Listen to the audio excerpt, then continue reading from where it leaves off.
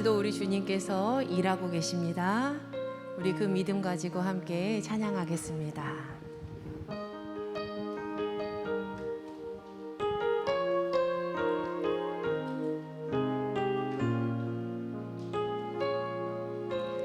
함께 고백하겠습니다. 날이 저물어 갈 때, 빈들에서 걸을 때, 그때가 하나님의 때.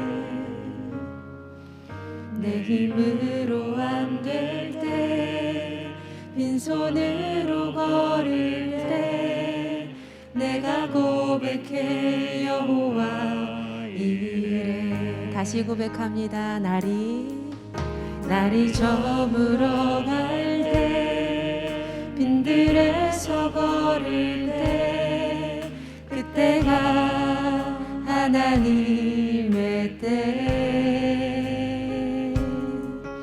내 힘으로 안 될 때, 빈손으로 걸을 때, 내가 고백해 여호와 이래. 주가 일하시네, 주가 일하시네, 주가 일하시네.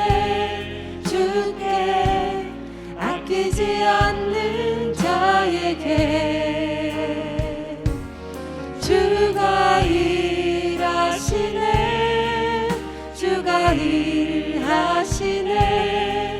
신뢰하며 얻는 자에게.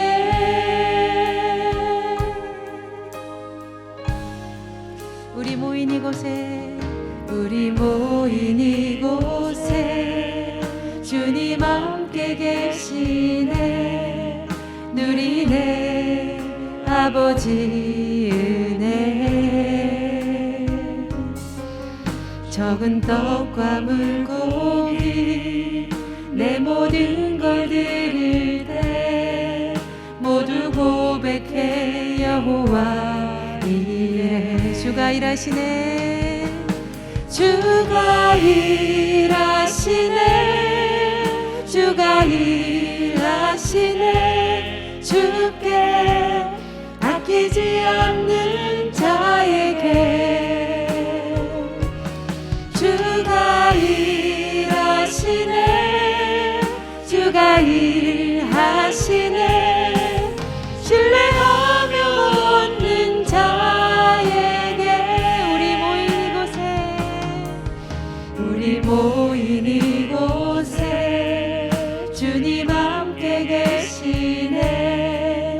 누리네 아버지 은혜. 적은 떡과 물고기 내 모든 걸 드릴 때, 모두 고백해 여호와 이래. 주가 일하시네, 주가 일하시네, 주가 일하시네. 주께 아끼지 않는 자에게 주가 일하시네, 주가 일하시네, 주가 일하시네. 신뢰하며 얻는 자의. 주가 일하시네, 주가 일하시네, 주가 일하시네.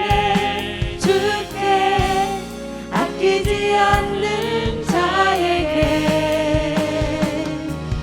주가 일하시네, 주가 일하시네. 신뢰하며 얻는. 우리 다시 고백합니다. 주가 일하십니다.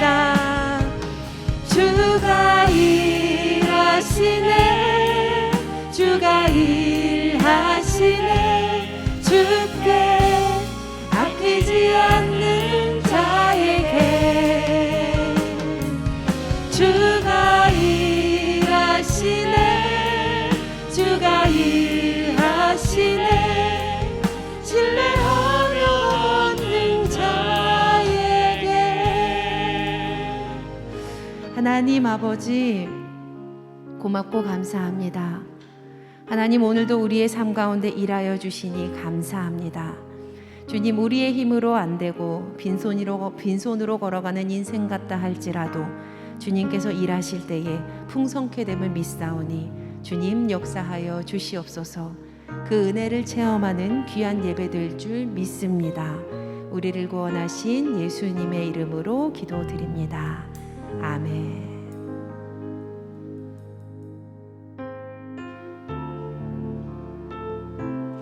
주님께서 우리의 영원한 기업됨을 믿습니다. 우리 함께 고백하시겠습니다. 나의 영원하신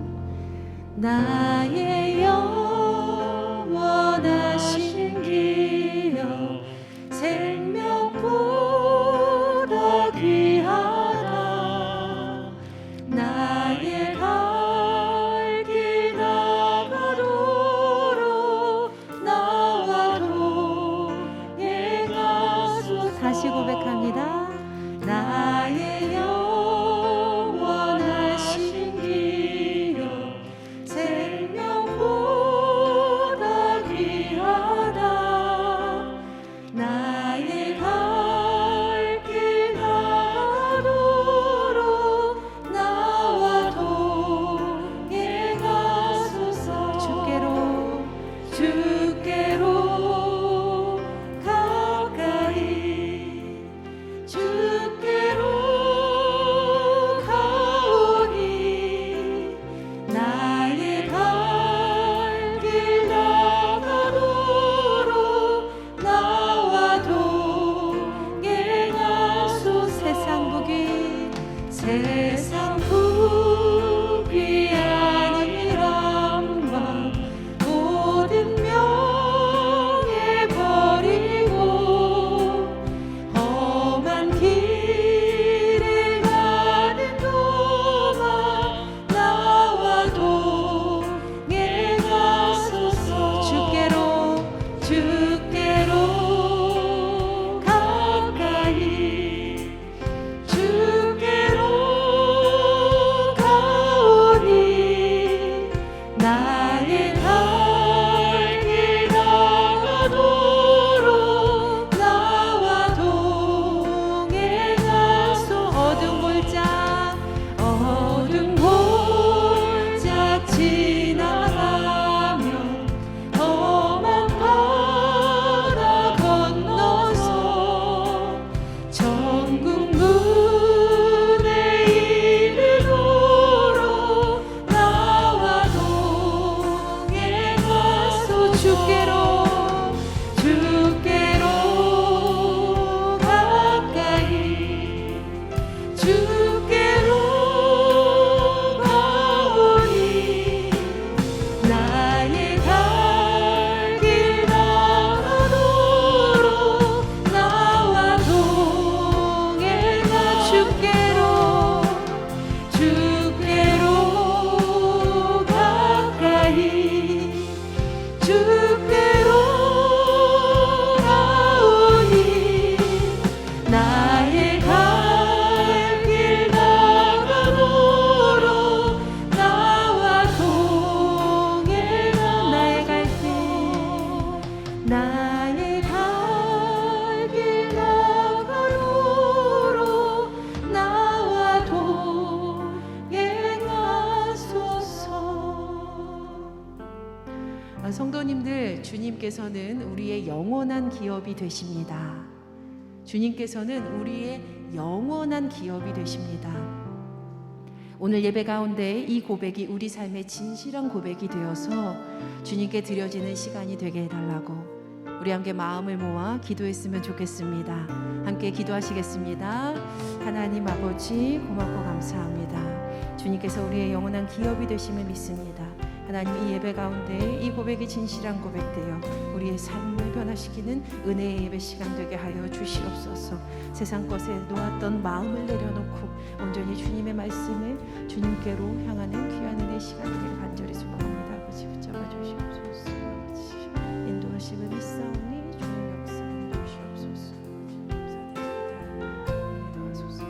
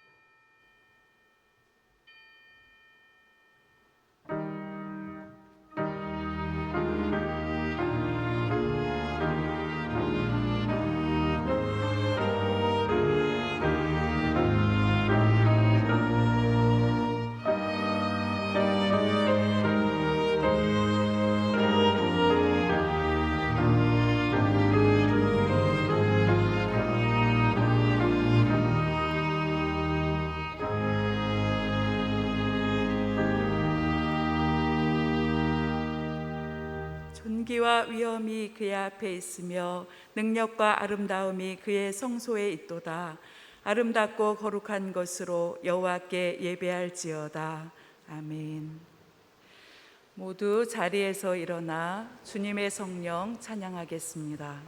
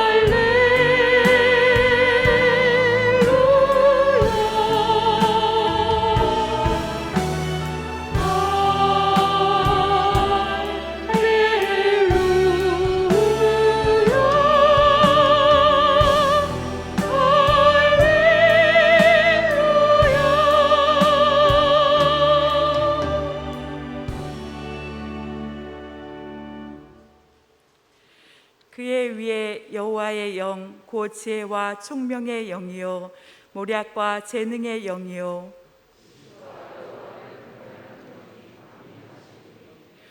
오직 하나님이 성령으로 이것을 우리에게 보이셨으니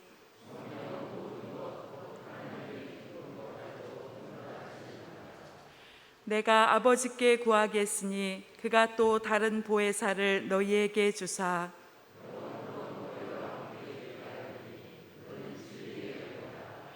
보혜사 곧 아버지께서 내 이름으로 보내실 성령 그가 너희에게 모든 것을 가르치고 오직 성령이 너희에게 임하시면 너희가 권능을 받고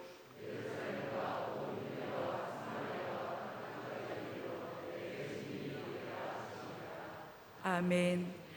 전능하사 천지를 만드신 하나님 아버지를 내가 믿사오며 그 외아들 우리 주 예수 그리스도를 믿사오니 이는 성령으로 잉태하사 동정녀 마리아에게 나시고 본디오 빌라도에게 고난을 받으사 십자가에 못 박혀 죽으시고 장사한 지 사흘 만에 죽은 자 가운데서 다시 살아나시며 하늘에 오르사 전능하신 하나님 우편에 앉아 계시다가 저리로서 산자와 죽은 자를 심판하러 오시리라.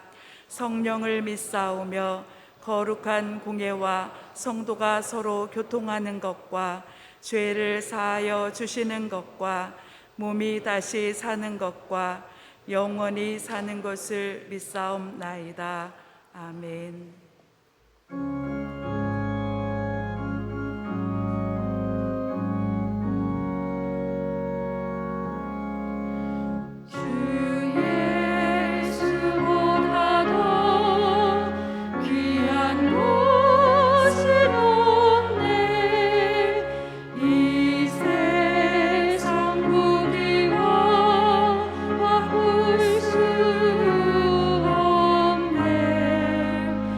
영주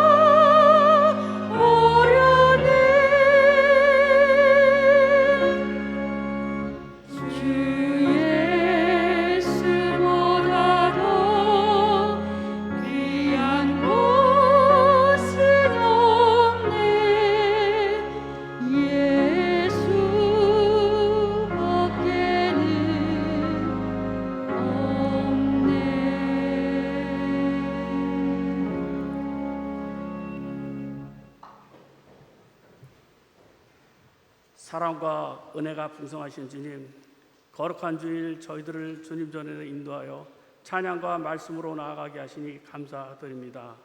항상 주님 말씀처럼 살아가고 감사가 넘치기를 소원하지만 삶의 중심이 나의 중심으로 생활하였음을 이 시간 고백합니다. 주님의 사랑으로 주님만 바라볼 수 있는 시간이 되게 하여 주시옵소서. 가정의 달, 가족들이 함께 모여 사랑을 나누며 하나님 말씀으로 가정이 든든히 세워가자는 믿음을 지키기 위하여 쉽지 않은 이 시대에 우리 가정의 주인인 하나님이라는 확실한 믿음을 세워지길 간절히 소원합니다. 가정에서 온 가족이 예배를 드리며 가정이 교회가 되게 하시고 자녀를 가슴에 품고 드리는 부모의 기도로 가정이 건강하게 세워지는 은혜의 시간이 되게 하여 주시옵소서. 우리 교회를 사랑하시는 주님, 코로나 세계적 유행 속에서도 힘들고 어렵지만 고난 가운데서 기도하며 성숙하게 믿음을 지킬 수 있도록 인도하여 주시를 믿습니다. 우리 교회 새로운 소방법 변경으로 1층과 2층 스프링클러 및 화재 안전시설을 하게 되었습니다. 이번 기회에 교회 이모들과 함께 칭하고 있사오니 하나님 말씀으로 예배와 기도, 찬양이 넘쳐 흐르는 교회가 되게 하여 주시옵소서. 우리 교회 자녀들이 장래일을 말할 것이며 너희 늙은이는 꿈을 꾸고 너희 젊은은 이상을 볼 것이라고 요엘 선지를 통하여 말씀하셨습니다. 이 말씀이 우리를 교회에 통하여 이루어지길 줄 믿습니다. 우리의 자녀들이 찬양과 예배드리는 공간에서 내 삶의 주인인 예수님이라는 고백이 자녀들 삶 가운데 나타나게 하여 주시옵소서. 지역을 섬기며 이웃을 사랑하며 여호수아같이 믿음으로 쓰임받는 지도자가 되게 하여 인도하여 주시옵소서. 주님, 이 시간 여러 가지 어려운 일들로 인하여 넘어지지 않게 세움을 주시옵소서. 예배 중에 임재하시는 주님의 일하심과 자녀로 살아가는 데 부족함이 없도록 인도하여 주시길 기도합니다. 이 시간 말씀을 선포하시는 우리 목사님 영육간에 강건하게 하시며 주님의 일과 회복의 치유와 문제가 응답받는 시간이 되게 하여 주시옵소서. 예배를 위해 수고하는 손길들 위해 주님의 풍성한 은혜를 내려 주시옵소서. 우리의 삶의 주인이 되시고 능력이 되시는 예수님 이름으로 기도드려옵나이다. 아멘.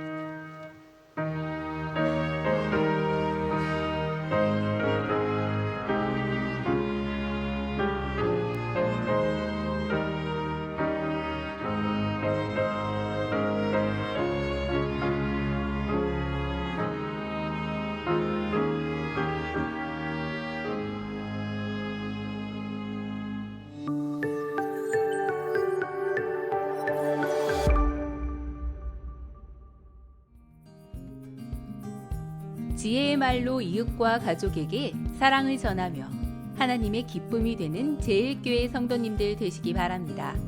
5월 넷째 주 교회 소식입니다. 주일 1, 2, 3부 예배와 수요 공감 충만 예배, 그리고 새벽 예배를 대면으로 드립니다. 온세대 예배는 교회에 모이지 않고 가정 예배로 드립니다. 주일 예배 신청 방법은 온라인 신청과 오프라인 신청 두 가지가 있습니다. 온라인 신청은 교회에서 보내드린 단체 문자 링크를 통해 예약하는 방법이며 오프라인 신청은 각 속상님을 통해 신청하는 방법입니다. 예배 인원 제한이 있으니 매주 수요일까지 신청해 주시기 바랍니다. 예배 시 유의사항입니다. 발열이나 호흡기 증상이 있는 분들은 영상 예배를 드리시기 바랍니다. 교회 출입 시 반드시 마스크 착용을 하시고 먼저 발열 체크와 손 소독을 하신 후 QR코드 교인증을 리더기에 체크합니다. 예배는 지정 좌석제로 드리니 방역과 자리 안내를 위해 평소보다 10분 일찍 오시기 바랍니다. 다음은 교회학교 어린이 예배 안내입니다. 주일 오전 11시, 아동부는 지하 예배실에서, 유치부는 1층 유치부실에서 드립니다. 주중 교회 출입에 대해 안내합니다. 주중에 교회에 출입하는 성도님들께서는 반드시 발열 체크와 손 소독을 먼저 하시고 이후 교인증 QR 출석 체크 또는 출입 명부를 작성을 해주시기 바랍니다. 코로나 바이러스의 예방과 확산 방지에 협력하고자 모든 속회와 소그룹 모임을 비대면으로 진행합니다. 성도님들께서는 문자나 전화, SNS 등을 활용하여 주시기 바랍니다. 매일 각 가정에서 코로나 바이러스로 인해 어려움을 겪는 분들과 의료진, 공무원, 나라와 교회, 그리고 가정을 위해 중보기도해 주시기 바랍니다. 오리월 매일 성경 큐티책이 사무실에 준비되어 있습니다. 속장님들께서는 필요한 수만큼 구매하시기 바랍니다. 의정부 지역 초중 고등학생을 대상으로 하는 경기 꿈의 학교 비첼린 오케스트라 단원을 모집합니다. 모집 기간은 5월까지이며 자세한 사항은 주보를 참고해 주시기 바랍니다. 오늘 성전 꽃꽂이는 신용호 권사님, 이평승 권사님의 결혼기념 감사로 헌화하였습니다. 하나님을 향한 믿음 안에 견고히 서가며 언제 어디에서나 쓰임받는 주님의 귀한 가정이 되도록 기도해 주시기 바랍니다. 성도님들 모두 건강하시고 평안한 한 주간 되시기 바랍니다. 사랑이 넘치는 예수님의 가족, 의정부 제1교회 소식이었습니다. 거룩한 주일에 주님 앞에 나오신 여러분들을 환영합니다. 오늘은 성령 강림 주일이면서 또 우리 감리교회 창시자인 웨슬리 목사님이 성령 충만함을 받음으로 우리 감리교회가 태동한 웨슬리 목사님의 회심을 기념하는 그런 회심 기념 주일이기도 합니다. 성령님과 아주 관련 있는 그런 주일인데 오늘은 우리 옆에 계신 분들과 좌우에 계신 분들과 이렇게 인사 나눴으면 좋겠습니다. 성령님께서 당신과 함께 하십니다. 성령님께서 당신과 함께 하십니다. 할렐루야. 성령님께서 우리와 함께 하시는 줄로 믿습니다. 이제 오늘 우리에게 주시는 하나님의 말씀을 함께 들으시겠습니다. 모두 자리에서 일어나 하나님의 말씀을 듣겠습니다. 오늘 우리에게 주시는 하나님의 말씀은 마태복음 6장 19절 20절 말씀입니다. 너희를 위하여 보물을 땅에 쌓아두지 말라. 거기는 좀과 동록이 해하며 도둑이 구멍을 뚫고 도둑질하느니라. 오직 너희를 위하여 보물을 하늘에 쌓아두라.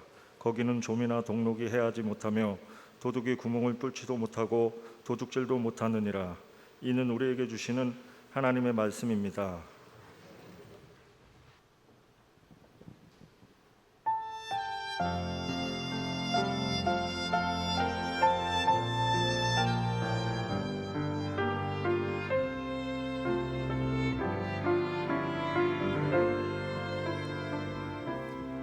날마다 숨 쉬는 순간마다 내 앞에 어려운 일 보내 주님 앞에 이 몸을 맡길 때 슬픔 없네 두려움 없네 주님의 그 자비로운 손길 항상 좋은 것 주시도다 사랑스레 아픔과 기쁨을 수고와 평화와 안식을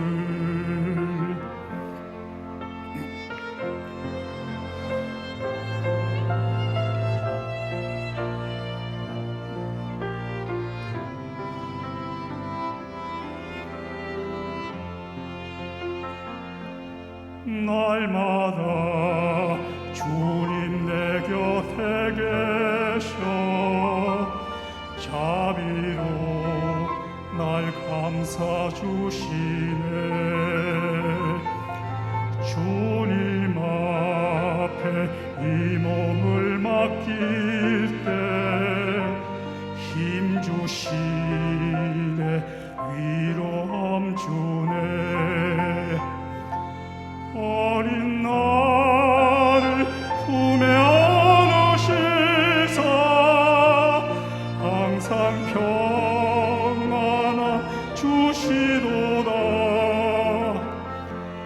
내가 살아 숨을 쉬는 동안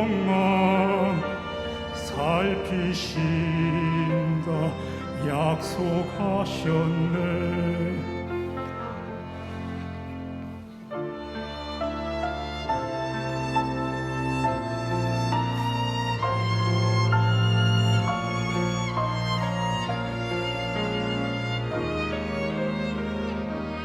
인생의 어려운 순간마다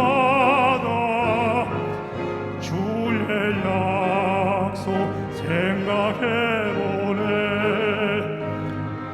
내 맘속에 믿음 잃지 않고 말씀 속에 위로를 얻네.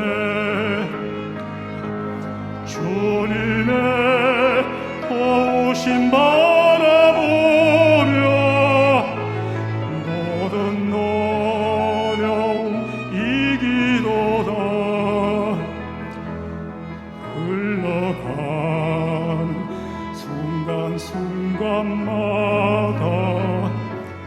주님 약속 새겨봅니다.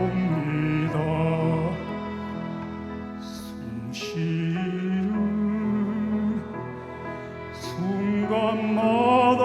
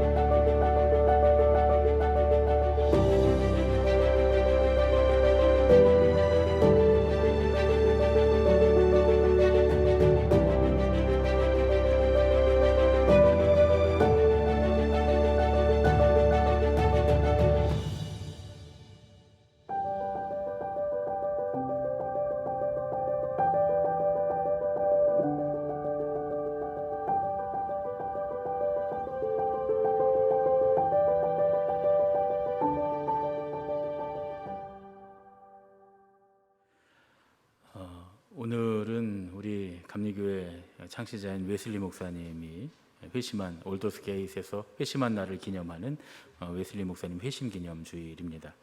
성령 강림 주일이기도 하고 매해 해마다 이 주간이 되면 저는 웨슬리 목사님의 설교를 하는데 작년에는 우리가 저녁 예배 시간에 두 번에 걸쳐서 웨슬리 목사님 설교를 함께 나누었습니다. 올해는 코로나로 인해서 저희가 저녁에 모일 수가 없어서 가정의 달 설교를 하는 중간에 오늘 이 설교를 좀 하게 됐습니다. 될 수 있으면 우리가 감리교인이라면 우리의 정체성에 대해서 좀 생각하고 우리가 감리교인이 고백하는 신앙의 고백이 무엇인지는 좀 알았으면 좋겠다라고 하는 의미로 제가 가끔 웨슬리 목사님의 설교를 하는데 오늘 여러분들에게 참 좋은 시간이 되었으면 좋겠습니다.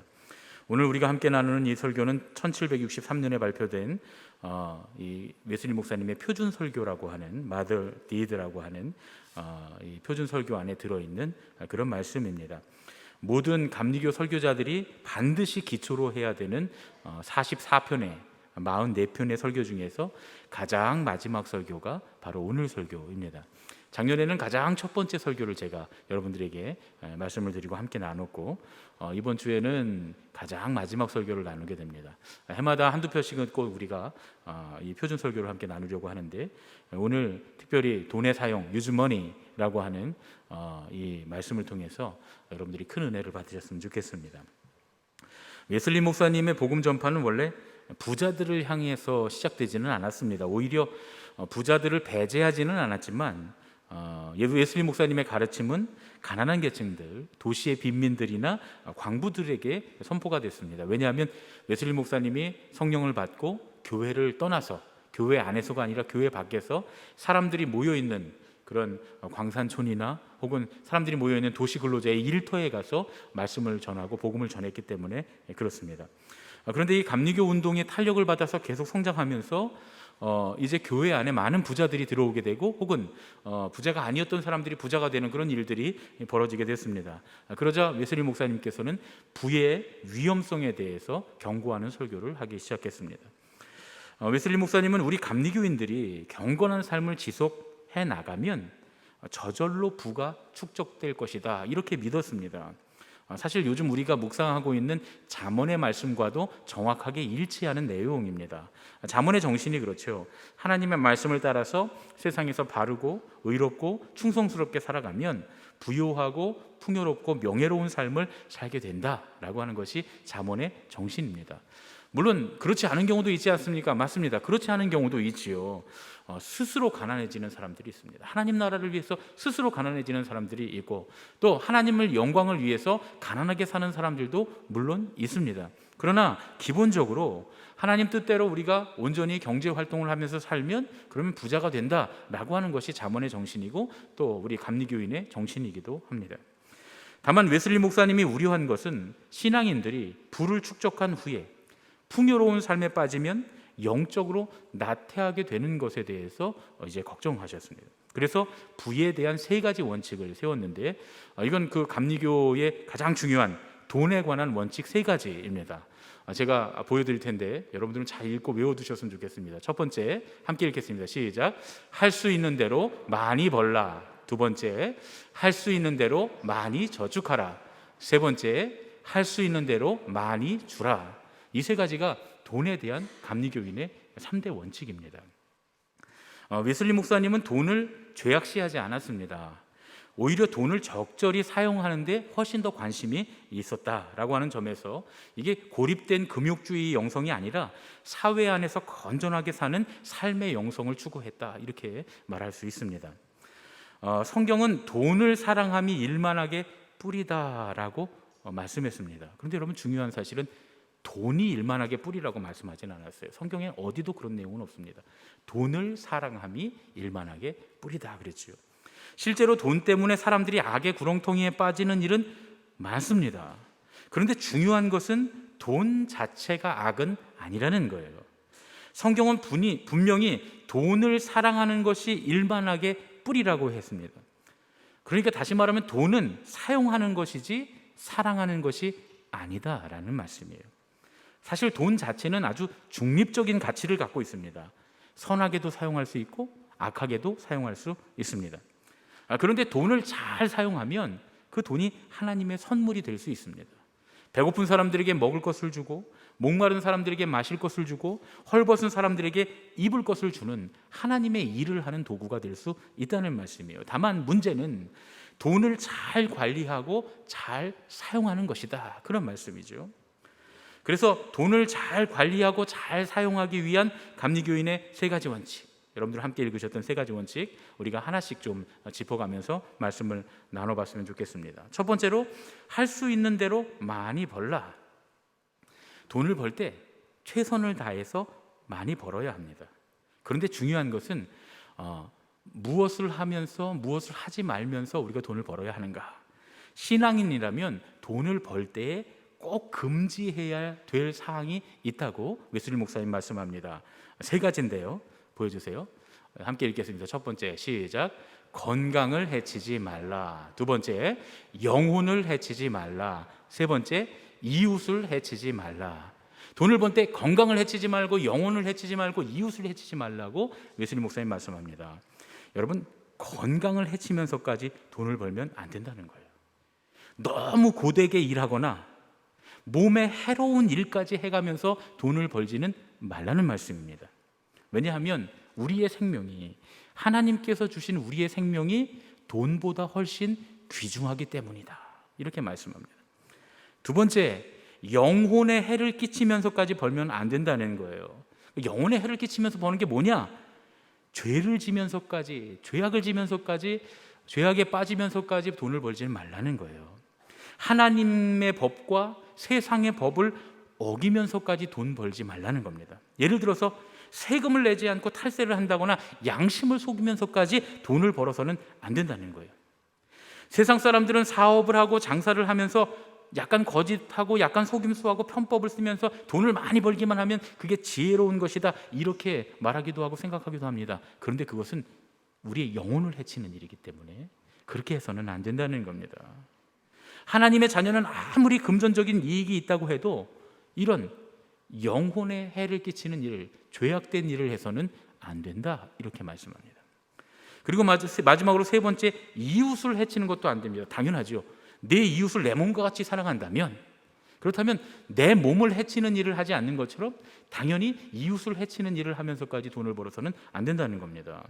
어떤 사람들은 선을 행하기 위해서 나중에 좋은 일 하면 되지 않느냐, 그래서 지금 잠깐 악이 필요하다, 이렇게 변명하기도 하는데, 흔히 우리나라 말로 개같이 벌어서 정승같이 쓴다 라는 이런 궤변은 하나님 앞에서는 절대 허용되지 않는다는 거예요. 다른 사람의 불행을 기회로 삼는 그런 사업은 절대로 하나님께서 기뻐하시지 않는다, 그런 말씀입니다. 이웃의 재산을 강탈하는 사람은 지옥의 형벌을 면치 못한다, 이렇게 말씀하세요. 요즘 그 비트코인, 가상화폐 이런 것들이 막 유행하고 있는데 여러분 가만히 생각해 보세요. 어떤 사람들이 그걸로 인해서 돈을 막 벌면 어떤 사람들은 그걸로 인해서 돈을 잃습니다. 마치 도박 같아요. 도박도 마찬가지죠. 누군가가 돈을 막 벌면 누군가가 돈을 다 잃고 어떤 사람들은 정말 목숨을 끊기까지 괴로운 그런 시간을 보냅니다. 이런 건 안 된다는 거예요. 또 돈을 빌려주고 과도한 이자를 요구하는 것도 이웃의 재산을 빼앗는 일에 속한다고 이야기합니다.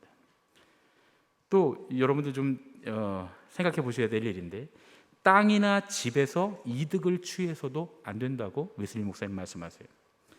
우리가 땅이나 집에서 이득을 너무 많이 취하기 시작하면 다른 이들에게서 그들의 집과 땅을 빼앗는 일이 된다는 거예요. 요즘 한국 상황에서 볼 때 이 웨슬리 목사님의 이 말씀이 얼마나 탁월한지 우리가 알 수 있습니다. 여러분 보세요. 우리나라 부동산 문제를 보면 부동산 관련된 공무원들과 공기업 직원들이 비리를 저지르고 정말 천문학적인 숫자의 돈들을 가져갑니다. 그런데 이렇게 불법적인 부동산 투기 이런 것으로 많은 이익을 취하는 사람들이 있으니까 그들이 취한 부당한 이익만큼 서민들이 자기 집에서 혹은 자기 땅에서 사는 일이 점점 더 어려워지고 있어요. 웨슬리 목사님 뭐라고 말하냐면 이것 또한 지옥의 형벌을 각오해야 하는 일이다, 이렇게 말씀합니다. 제가 사실 요즘에 마음이 답답했거든요. 그 공기업 직원들, 공무원들이 막 그렇게 비리를 해서 이거는 끊어지지 않을 일 같은 거예요. 그런 권리가 주어져 있으니까 서민들이 자기 땅에서 자기 집에서 살지 못하도록 그렇게 많은 돈을 갈취하고서도 그 사람들은 떵떵거리면서 잘 살고 불과 조금의 처벌밖에는 받지 않고 불과 조금의 벌금밖에는 내지 않는 그런 모습을 보면서 답답하다. 세상이 이러니까 이런 일이 끊이지 않지.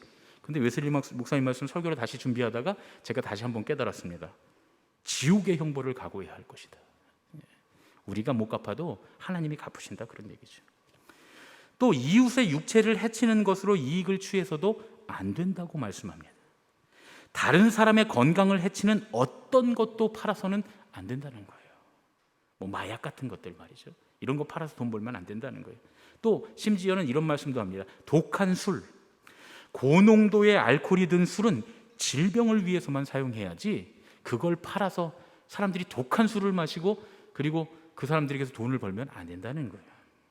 이러한 일들은 이웃을 해치고 돈을 버는 일이라는 거예요. 또 재미있는 얘기는 이런 말씀도 하세요. 의사나 약사들이 돈을 벌기 위해서 환자의 병을 오래 유지시켜서는 안 된다는 거예요. 요즘은 뭐 의사나 약사들이 환자 돈을 벌기 위해서 환자의 병을 오래 유지시키는 것, 그런 건 잘 모르겠고 심지어는 없는 병도 만드는 경우들이 종종 우리가 기사에서 볼 수 있지 않습니까? 이러한 일들을 이렇게 이웃을 해치고 돈을 버는 대가는 크다는 겁니다. 하나님께서 핏값을 도로 찾으실 것이다, 이렇게 말씀합니다. 사실 몇 개월 전에 우리 교회가 소유하고 있던 아파트를 매각했어요. 사실 그대로 갖고 있기만 하면 정말 많은 이익을 취할 수 있는 그런 자리에 있는 뭐 의정부에서 가장 좋은 자리에 있는 가장 좋은 아파트라고 말할 수 있는 그런 곳이었습니다. 그런데 제가 그 아파트 값이 막 올라가는 걸 보면서 교회가 굳이 필요하지 않은 부동산을 가지고 돈을 버는 것이 합당한가? 라는 생각이 들었어요. 뭐 예를 들어서 뭐 사택이거나 우리 교회에서 꼭 필요한 곳이라면 있어야 되겠죠. 아무리 돈이 올라가도 그걸 우리가 유지하면서 그거 필요한 거니까요. 그런데 필요하지 않은 부동산을 가지고 그렇게 돈을 버는, 교회가 돈을 버는 것이 하나님 기뻐하실까 하는 생각을 하니까 하나님 영광이 안 되겠다라는 생각이 들어서 매각하자고 우리 장로님들에게 말씀드렸더니 신기하게도 우리 장로님들도 희한한 분들이에요. 그러자는 거예요. 반대하는 분이 한 분도 안 계세요. 좋다는 거예요. 그래서 구역회에 상정했는데 여러분, 놀랍게도 구역회에서 만장일치로 팔게 됐습니다. 오셨던 감리사님이 깜짝 놀랐어요. 아니, 교회 재산을 팔자는데 교인들이 다 같이 만장일치로 이렇게 하는 경우가 있냔 말이에요. 흔쾌히. 너무 감사하죠. 그래서 아파트를 팔았습니다. 아파트를 매매하기 위해서 이제 부동산의 장로님, 우리 장로님 한 분하고 저랑 같이 갔는데 30대 젊은 부부가 이제 이 집을 사는 거예요. 아파트를 계약하려고 그 남편이 왔는데 이게 못 믿어왔는지 자꾸 불안해하는 거예요. 그러면서 그 부동산 업자도 그렇고 그 남자분도 그렇고 지금 계약하면 법적으로 파기가 안 되니까 그거 알고 있으라는 거예요. 저한테 자꾸 얘기를 해요. 그러면서 뭐라고 얘기하냐면 판례도 있다는 거예요. 그런 판례도 있다는 거예요. 그리고 그런 얘기를 자꾸 해요. 그러니까 아무래도 우리가 아파트를 판다고 했다가 돈이 막 올라가고 비싸지면 안 팔 것 같으니까, 번복할 것 같으니까 아마 불안해서 그런 얘기를 하는 것 같아서 제가 우리가 아파트를 왜 파는지 얘기해 줬어요. 분명히 우리가 이 아파트를 갖고 있으면 몇 달 내에도 막 몇 천만 원씩 혹은 몇 억씩 이게 돈을 더 벌 걸 우리가 알고 있습니다. 몰라서 그러는 게 아니에요. 우리 교회 그 구역 회원들이 다 바보라서 이거 동의한 거 아니고 우리 장로님들이 자세히 이 세상 물정을 몰라서 동의한 게 아니라 교회가, 하나님의 교회가 부동산으로 너무 많은 이익을 보는 것이 신앙적으로 옳지 않다고 판단을 해서 우리가 파는 거니까 다시 물릴 일 없으니까 안심하라고. 그러면서 제가 그분에게 그랬어요. 축하한다고. 집을 얻게 돼서, 아파트를 얻게 돼서 축하한다고. 그랬더니 이제 이분이 그 부인한테 전화를 하는데 이 부인이 군인이래요. 뭐 운전하면서 전화를 받은 것 같은데 계약했다 그러니까 막 소리를 막 질러요. 한호성 막 하면서 막 와! 뭐 이러면서 소리 지르는 거예요. 너무너무 기뻐하는 거예요. 그래서 제가 축하한다고 했습니다. 그분들 입장에서는 너무 잘 된 거죠. 왜냐하면 젊은 부부가 집을 사게 됐는데 아주 좋은 자리에, 그리고 좋은 집을, 또 돈이 많이 오를, 재산의 가치가 많이 있는 돈을 벌게 됐으니까 당장 앉은 자리에서 몇 달만 지나면 몇 천만 원을 벌 수 있는 그런 자리니까 얼마나 좋겠습니까? 그 사람들 입장에서는 너무나 잘된 일이고 횡재한 것이나 다름없죠. 소리를 지를만 합니다. 그런데 여러분, 우리도 소리를 지를 만한 일이에요. 우리에게도 좋은 일입니다. 왜냐하면 돈을 우리가 잃었다고 생각하면 잘못됐다고 말할 수 있지만 우리가 하나님의 교회라면 우리도 잘 된 거예요. 왜요? 하늘의 보물을 쌓은 거니까요. 우리가 굳이 그걸 돈을 벌어서 이익을 남기면 하나님께 영광이 되지 않을 거예요. 덕분에 여러분, 우리가 코로나로 이렇게 어려운데 이렇게 코로나가 오래 갈 줄 누가 알았습니까? 우리가 리모델링 계획을 세웠는데 뭐 리모델링 하면서 특별 작정 헌금, 건축 헌금 이런 거 안 하잖아요. 제가 건축 헌금 광고를 한 번도 안 했습니다. 하시라고. 여러분 아시죠? 교회가 이렇게 1층, 2층 저기 상가에 우리 그 식당의 4층에 전체를 리모델링하고 이렇게 큰 리모델링을 하면서 10수억이 들어가는 그런 리모델링을 하면서 건축 헌금 광고 안 하는 목사는 아마 세상에 몇 안 될 것 같아요. 그렇죠? 한국 교회 몇이나 되겠습니까? 근데 너무 감사하게도 굳이 여러분들 작정하십시오. 뭐 여러분들을 교회를 위해서, 또 우리 다음 세대를 위해서, 우리 이웃들을 위해서 우리가 이 공간을 하나님께 드려야 됩니다. 이렇게 얘기하지 않아도, 그렇게까지 여러분들 작정하라고 하지 않아도, 여러분들에게 부담을 막 드리지 않아도 정말 너무나 감사하게 하나님께서 이 건축을 끌고 가고 계세요. 예, 여러분도 부담 안 되시니까 좋으시죠? 기도는 해주세요. 기도는. 제가 기도 제목은 넣었습니다. 우리 의정부 제일교회 기도 제목에 이 리모델링이 우리 교인들을 위해서, 교인들이 신앙에 집중할 수 있는 좋은 공간, 또 우리의 다음 세대가 온전히 세워질 수 있는 좋은 공간, 우리의 이웃들과 소통할 수 있는, 이웃들에게 도움이 될 수 있는 좋은 공간, 그런 공간 되게 해주십시오 하고 여러분들이 계속 기도하시고, 우리 교회가 물질의 어려움 없이, 또한 이 시간의 어려움 없이 이 어려운 시간에도 이 일을 잘 감당할 수 있도록 인도해 주십시오 하고 여러분들이 기도하시라는 그런 말씀입니다. 우리는 사실 될 수 있는 한 많이 벌어야 돼요. 그런데 우리의 건강과 우리의 영혼과 우리의 이웃을 해쳐서는 안 됩니다. 그렇게 하면서 정직하게 노력하라는 거예요. 부지런히 해야 된다는 거예요. 그날 할 일을 결코 다음 날로 미루지 말고 전력을 다해서 열심히 일하라는 거예요. 하나님께서 주신 지혜를 충분히 활용해 가면서 부지런히 배우고 부지런히 응용하고 그렇게 살아가면 하나님께서 저절로 우리를 풍요롭게 하실 것이다.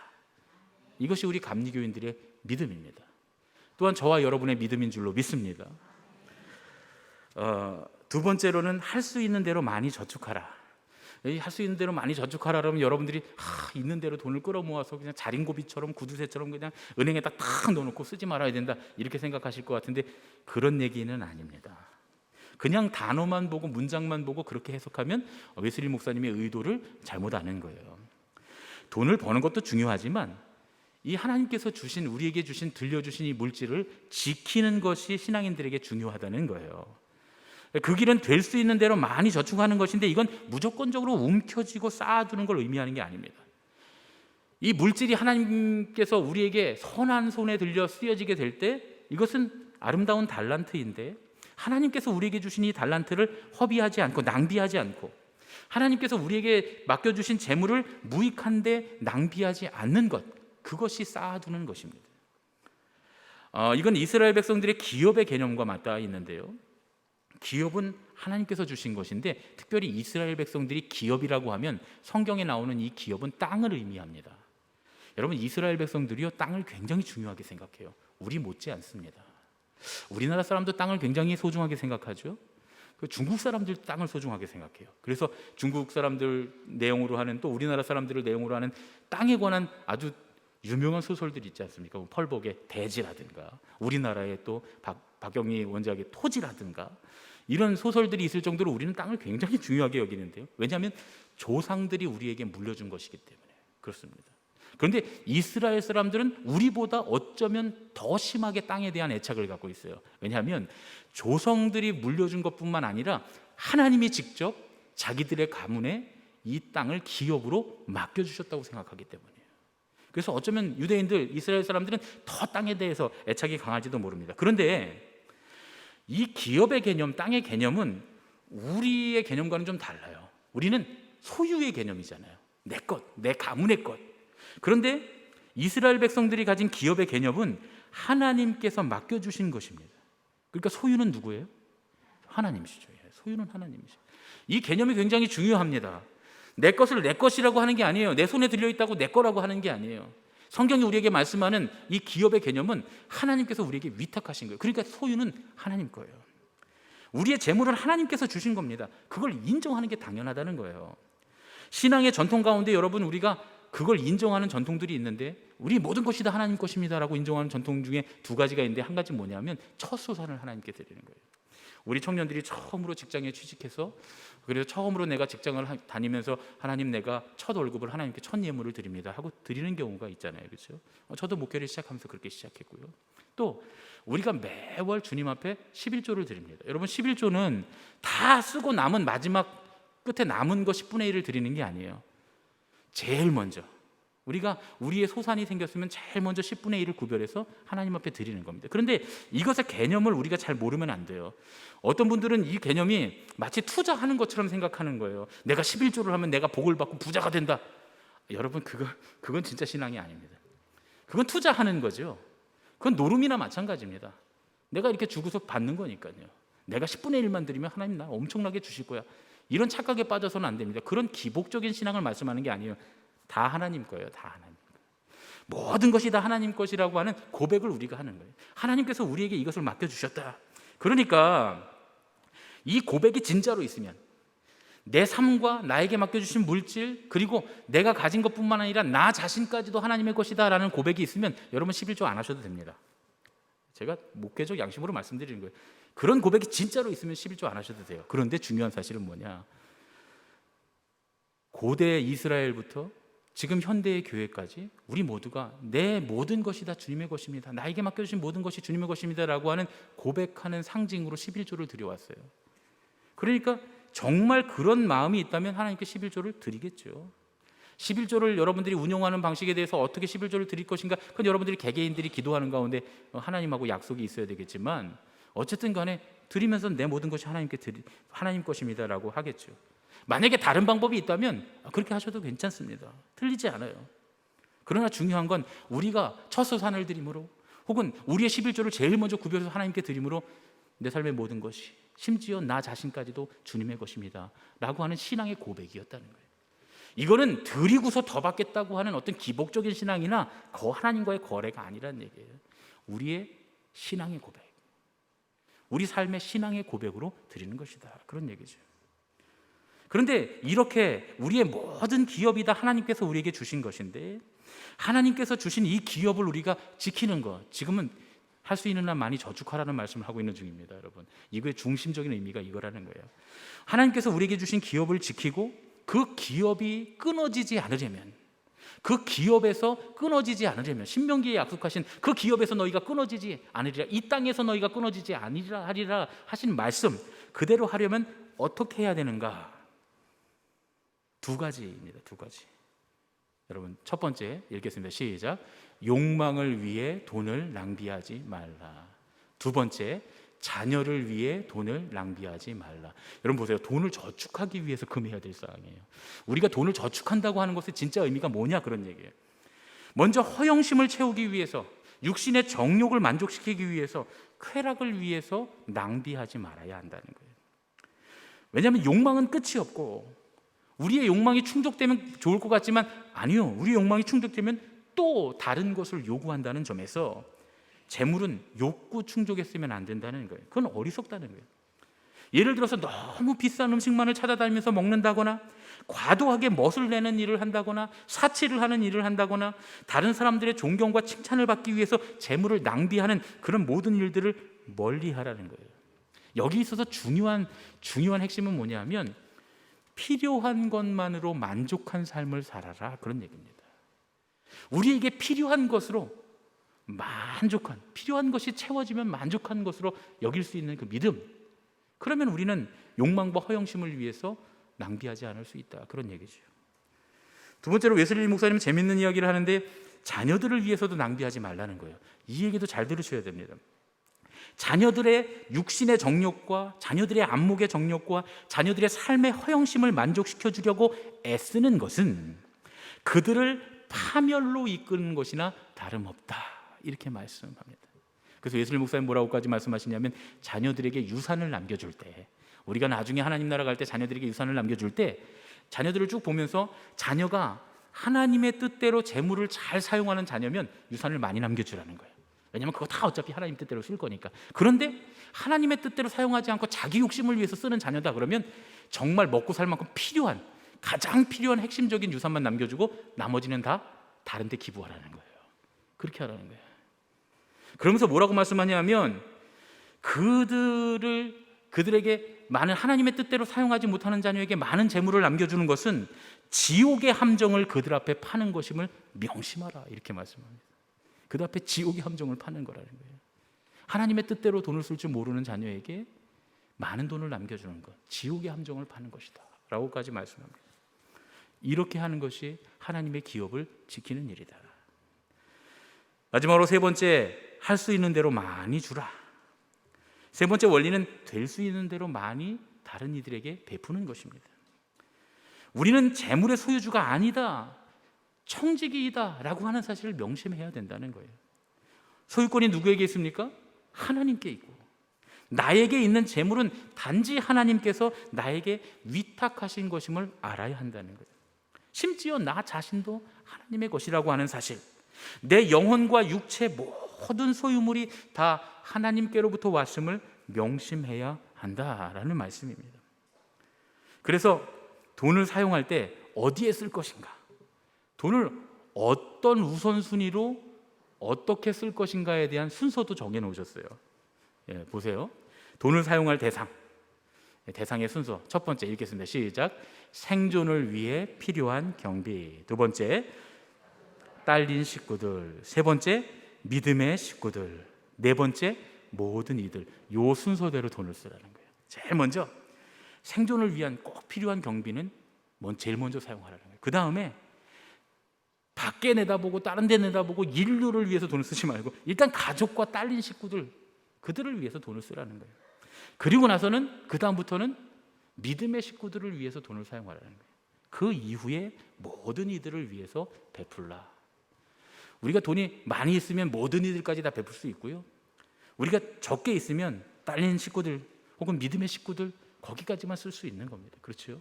그렇게 하라고 순서를 정해 놓으셨어요. 그런데 중요한 건 이런 순서에 따라서만 사용하면 되느냐? 아니라는 거예요. 그런 순서에 의해서도 돈을 사용할 때 꼭 하나님께 자기 스스로가 물어야 되는 질문이 있다는 거예요.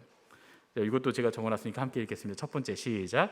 나의 신분에 적합한가? 두 번째, 주님의 말씀이 그렇게 요구하시는가? 세 번째, 이 같은 소비가 예수 그리스도를 통해 하나님께 드리는 산제사가 되는가? 네 번째, 의로운 자들의 부활의 때에 상급 받을 만한가? 그러니까 돈이 있어서 대상의 순서대로 사용하더라도 이 질문을 하라는 거예요. 내 신분에 적합하게 내가 지금 사용하는 건가? 내 처지에 맞는 지출인가? 주님께서 원하시는 지출을 하고 있는가? 이것이 내가 세상을 위해서 밖으로 사용해도 하나님께 산제사가 될 것인가? 나중에 부활의 때에 주님께서 내가 돈 쓴 일 때문에 칭찬하실 것인가? 이걸 생각하면서 쓰라는 겁니다. 사실 웨슬리 목사님이 이렇게 디테일하게 다 우리에게 준 지침은 조금 그 자세한 내용들은 달라질 수 있습니다. 왜냐하면 세상이 변하잖아요. 세상이 변하니까 우리가 갖고 있는 재물의 양도 달라지고, 옛날 사람들보다 어쨌든 우리가 더 부자로 살고 있으니까요. 우리가 아무리 가난하게 살아도 옛날 우리 대한민국 왕들보다 더 잘 먹고 잘 살잖아요. 그렇죠? 그렇지 않습니까? 예. 여름에 막 얼음 넣은 수박 화채 이런 거 매일 먹을 수 있잖아요. 옛날에 조선시대 같은 때는 임금도 뭐 매일 먹을 수 없는 그런 음식 아니었겠습니까? 우리가 더 잘 살고 있어요. 더 부유하게 살고 있습니다. 예, 옛날에는 마차나 이런 거 부자들만 타는 건데 우리는 다 버스 타고 다니고 지하철 타고 다니잖아요. 그러니까 우리가 더 부유하게 잘 살 수 있어요. 그러니까 이런 것들의 수칙은 좀 바뀔 수 있습니다. 그런데 중요한 건 뭐냐면 돈을 벌 때 또 하나님께서 우리에게 주신 그 물질들, 기업을 지킬 때, 그 물질들을 사용할 때 하나님께서 기뻐하실 일인가? 하나님께서 기뻐하실 일을 하면서 우리가 돈을 벌고 있는가, 지키고 있는가, 쓰고 있는가, 이것에 대해서 고민해야 한다는 거예요. 이건 중요한 사실입니다. 제가 지난 주간에 우리 교회가 참 돈을 잘 썼다라고 생각되는 그런 일이 있어서 제가 하나 소개를 하려고 합니다. 캐나다 키치너 워털루 드림교회 고창성 목사님 관련된 그런 이야기인데요. 작년부터 우리가 2020년부터 선교 후원을 하고 있는 그런 목사님이에요. 캐나다 밴쿠버에서 사역을 하다가 토론토의 키치너 워털루 드림교회 담임 목사님으로 이제 초빙이 돼서 가기로 됐습니다. 그런데 갑자기 코로나가 터진 거예요. 코로나19가 터져서 몇 개월을 못 움직이고 있었어요. 그런데 거기다가 설상가상으로 갑자기 신장암 진단을 받게 됩니다. 3기였다고 해요. 사실 이번 주까지도 저도 몰랐고 본인도 몰랐다고 해요. 그냥 물어보지 않았다고 해요. 그런데 이 항암 치료를 하고 수술을 받으면서 투병을 시작했는데 제 생각에는 두 가지의 기적이 일어난 거예요. 두 가지의 기적. 제가 생각하는 두 가지 기적이 뭐냐면 첫 번째는 사람들의 마음에 일어난 기적인데요. 20가정 정도 모이는 작은 교회입니다. 키치너 워털루 교회는 미자립 교회예요. 20가정 정도가 모이는 그런 작은 교회인데 고창성 목사님이 암에 걸렸어요. 보통 이 미주 지역이나 이 이민 교회에서는 목사의 신변에 문제가 생기면 그냥 목사님 바꿉니다. 심지어 예전에는 어떤 소문까지 있었냐 하면 그 어떤 목사님이 가기로 결정을 해놓고 이사를 가봤더니 다른 목사님이 들어와 있는 경우도 있었다고 해요. 실제로 이런 일이 일어났다고 해요. 그러니까 이민 사회 목회라고 하는 건 굉장히 복잡하고 그리고 어려운 목회입니다. 그런데 이 목사님이 암에 걸렸어요. 심각한 상황이에요. 투병을 해야 돼요. 그러면 그 교회 입장에서 목사님 취소하고 다른 분 모시겠습니다. 이럴 수 있는데 목사님이 암에 걸려서 투병을 해야 된다는 사실을 알면서도 초빙을 처리하지 않았습니다. 왜냐하면 투병을 시작하면 밴쿠버에서 토론토로 못 가요. 당분간 투병하는 동안에 갈 수가 없습니다. 물론 지금 코로나 상황 때문에 어쩔 수 없이 그렇게 됐겠지만 결과적으로는 그렇지만 그때 그 상황에서는 그렇지는 않았을 거 아니에요. 언제든지 오시면 온다고 생각을 했을 텐데 그런데 초빙 처리하지 않고 담임 목사님으로 받아들입니다. 처음에는 코로나 때문에 이사를 못하고 있다가 나중에는 암 투병 때문에 밴쿠버에서 토론토로 가지 못하고 스마트폰으로 설교를 하면서 벌써 1년이 훨씬 넘는 기간 동안에 목회를 하고 있는 중이에요. 그런데 여러분 교회가 오히려 든든히 서가고 있다는 거예요. 그렇게 목사님을 받아들인 교인들의 마음이 저는 기적이라고 생각하고, 그 와중에 든든히 세워져 가고 있는 그것이 그 교회에 사람의 마음이 변한 기적이 아닌가 하는 생각을 제가 하고 있었어요. 그런데 이제 지난 주간에 고창성 목사님이 보낸 글을 보니까 제가 본 두 번째 기적이 일어났더라고요. 제가 그대로 읽어드리겠습니다. 암 수술과 이후 결과도 좋게 나와서 저를 돌봐준 암센터 닥터에게 감사 인사를 하려고 오늘 5월 19일에 암센터에 방문했습니다. 지금은 비록 캐나다 시민권을 지니고 있지만 외국에 살면서 한국인의 위상을 늘 생각했고, 치료를 거저 받았기에 조금이나마 인사와 암센터에 도네이션을 해야 한다고 생각을 했습니다. 그동안 암센터에서는 항상 통역이 기다리고 있었는데 오늘 방문은 감사 인사를 하기 위한 약속이어서 없을 줄 알았는데 통역사가 와 있었습니다. 제가 온 이유를 설명했더니 먼저 좋은 소식에 기뻐했고, 이렇게 감사 인사를 위해서 방문한 적을 거의 보지 못했다고 말했습니다. 같이 의사를 만나면서 세 가지를 물었습니다. 첫 번째, 암이 몇 기였나? 저는 처음부터 몇 기인지 묻지 않았습니다. 3기였다. 두 번째, 혈전이 암이 아니었다고 했는데 확실하나? 확실하다. 현미경으로 분석했지만 암세포는 보이지 않았다. 세 번째, 그러면 암이 신장과 림프에만 퍼진 상태였나? 맞다. 하지만 암 사이즈가 생각보다 작았고 수술 후 조직 검사에서 림프에 암이 있는지 현미경으로 들여다보았는데 전혀 발견되지 않았다. 그러면서 이런 케이스는 별로 보지 못하는 success story, amazing 이라는 표현을 했습니다. 말하는 의사 역시 약간 흥분했습니다. 제 경우는 상당히 성공적인 케이스라고 말했습니다. 저나 같이 있던 통역사가 같이 기뻐하며 감사 인사를 전하고 나왔습니다. 통역사가 20년 정도 통역 일을 했지만 이렇게 감사 인사를 한 사람도 없었고, 이렇게 성공적인 케이스도 많이 접하지 못했다고 말했습니다. 아무리 수술과 치료가 성공적이라고 해도 조금이나마 암세포는 남아있기 마련인데 놀라운 일이라고 말했습니다. 옆에 듣고 있던 아내는 아멘 연발하고 눈물을 흘렸고, 생각해보면 2020년 6월 18일에 암 진단을 받고 2021년 5월 17일에 좋은 소식을 들었으니 딱 1년이었습니다. 그리고 5월 22일에 결혼기념일인데 최고의 선물을 받았습니다. 기도와 여러 도움으로 섬겨주신 분들의 헌신으로 이런 좋은 결과가 나왔습니다. 기도 응답이 되었다고 자신 있게 말하셔도 됩니다. 기쁜 마음이 들면서 한편으로는 앞으로 어떻게 살아가야 하는지 무거운 마음이 들었습니다.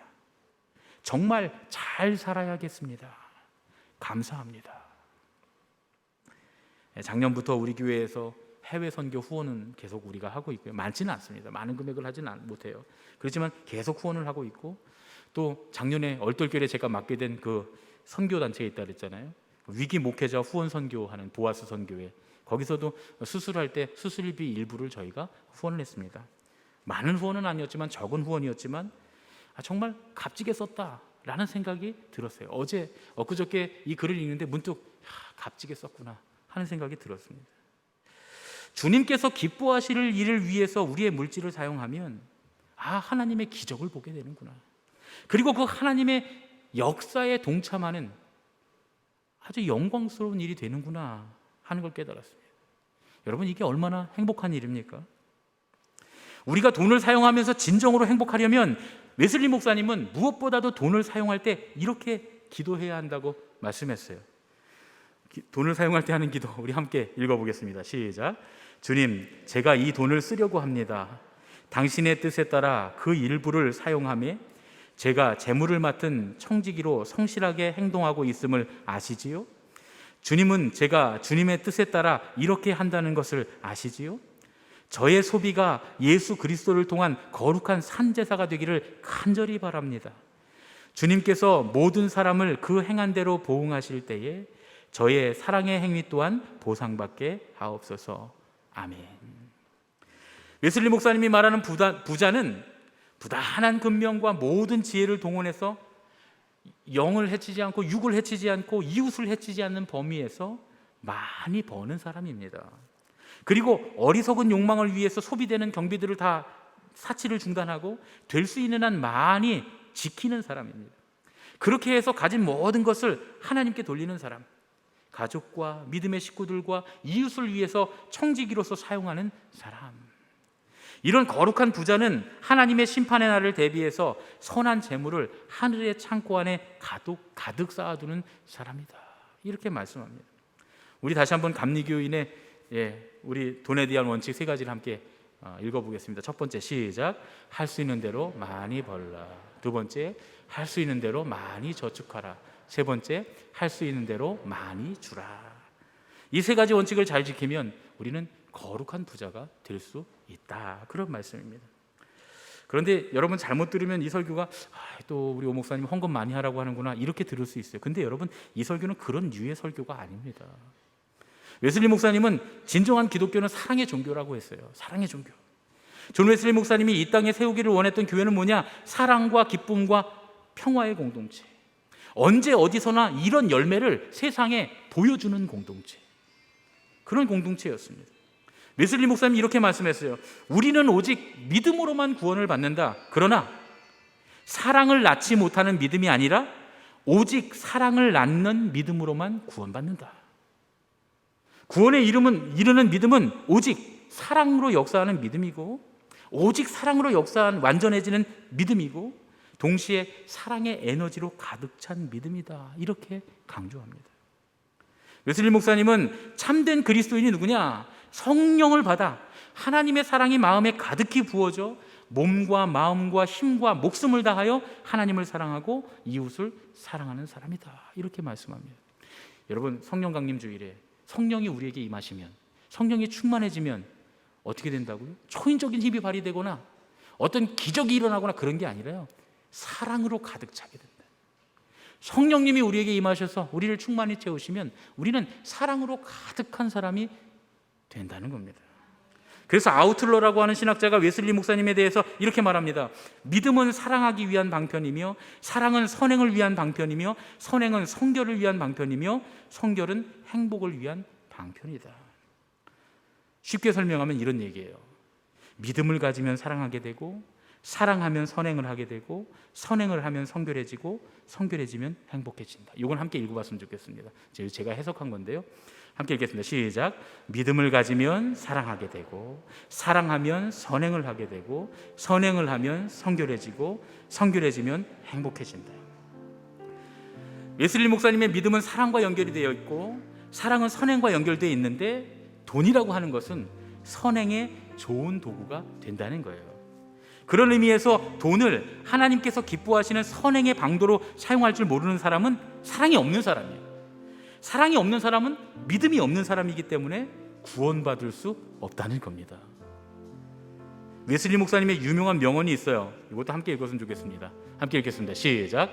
당신의 돈주머니가 회개하지 않으면 진정으로 회개한 것이 아니다. 우리의 돈주머니가 회개하지 않으면 진짜 회개한 건 아니라는 거예요. 여러분 과연 우리의 돈주머니는 회개했습니까? 돈과 행복에 관한 웨슬리 목사님의 글을 마지막으로 오늘 설교를 마치려고 합니다. 제가 읽어드릴게요. 돈을 사랑하지 말고 마음을 다하여 힘을 다하여 하나님을 사랑하고 그분 안에서 진정한 행복을 찾으십시오. 돈을 목적으로 삼지 말고 하나님을 당신의 목적으로 삼고 그분 안에서 기쁨과 행복을 구하십시오. 오직 하나님 안에서 행복을 찾으십시오.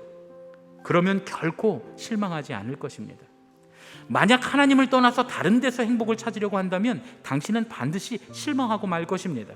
왜냐하면 세상 모든 피조물은 깨어진 물통과 같기 때문입니다.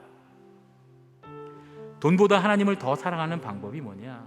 그건 하나님의 뜻을 위해서, 이웃을 위해서 돈을 사용하는 겁니다. 할 수 있는 한 정직하고 바르고 충성스럽게 많이 벌어야 합니다. 그리고 육신의 만족을 위해서 허비하지 말고 잘 지켜야 합니다. 그리고 그것을 하나님을 위해서, 하나님 나라를 위해서, 하나님의 영광을 위해서 다 나누어 줘야 합니다. 그러면 거룩한 부자예요. 그런 거룩한 부자가 다 되시기를 예수님의 이름으로 축원합니다. 우리 옆에 계신 분들과 인사하겠습니다. 부자 되세요. 거룩한 부자가 되세요. 거룩한 부자가 되세요. 여러분 부자 되십시오. 다 거룩한 부자가 되십시오. 할렐루야. 아멘. 우리 주은의 힘을 함께 찬양하고 봉헌하겠습니다.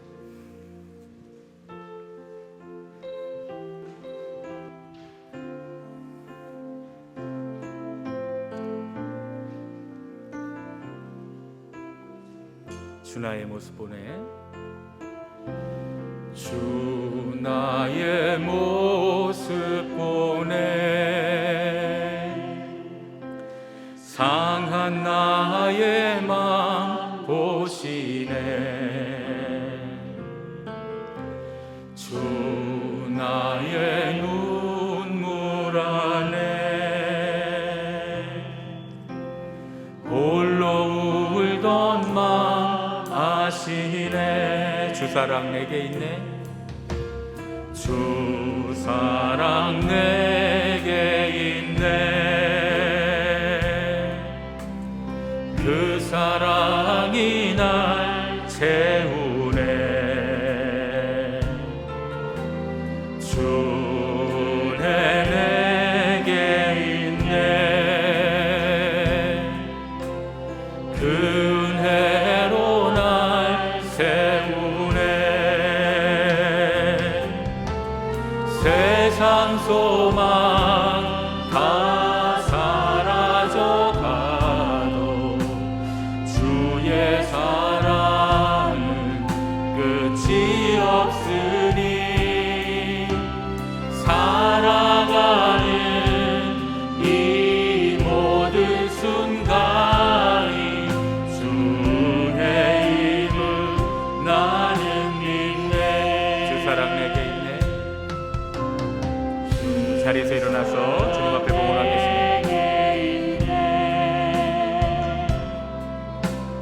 그 사랑이 날 채우네. 주의 내게 있네. 그 은혜로 날 세우네. 세상 소망 다 사라져 가도 주의 사랑은 끝이 없으니 살아가는 이 모든 순간이 주의 힘을 나는 믿네. 세상 소망 다 사라져 가도 주의 사랑은 끝이 없으니 살아가는 이 모든 순간이 주의 힘을 나는 믿네. 주님의 거룩한 일에 사용하시려고 우리에게 기업을 맡겨주신 주님의 은혜에 감사드립니다. 오늘 이 시간에도 주님께서 우리에게 맡겨주신 기업 가운데 우리가 구별하여 주님 앞에 드립니다. 우리 삶의 모든 것뿐만 아니라 심지어 우리 자신도 주님의 것임을 고백하는 신앙의 고백으로 받아 주시옵소서. 주님, 우리가 물질 벌매에 있어서 주님의 은혜 안에 할 수 있는 대로 많이 벌게 해주시고, 또한 할 수 있는 대로 많이 저축하게 하시고, 할 수 있는 대로 많이 나눠줄 수 있도록 우리의 몸과 영혼과 이웃을 해치지 않으며 우리의 육신의 기쁨을 위해서 사용하지 않고 잘 지키며 할 수 있는 한 모든 것을 주님의 나라를 위해 사용할 수 있는 믿음이 우리에게 있게 하여 주시옵소서. 내 욕심을 위해서 사용하면 결국 만족할 수 없으나 주님 나라를 위해 사용하면 행복하게 될 줄로 믿습니다. 우리가 물질을 벌고 지키고 사용하는 모든 일이 행복하게 하시고 보람되게 하여 주시옵소서. 이제는 우리 주 예수 그리스도의 은혜와 하나님 아버지의 지극하신 사랑과 성령님의 교통하시고 인도하심이 이제 주님께서 우리에게 원하시는 기업을 향하여 할 수 있는 한 많이 벌고 할 수 있는 대로 많이 저축하고 할 수 있는 대로 많이 주기를 원하는 예수님의 가족들, 우리 제일교회 모든 식구들, 이 예배에 참여한 모든 예배자들 머리 위에 이제로부터 영원까지 함께하여 주셨기만을 간절히 축원하옵나이다. 아멘.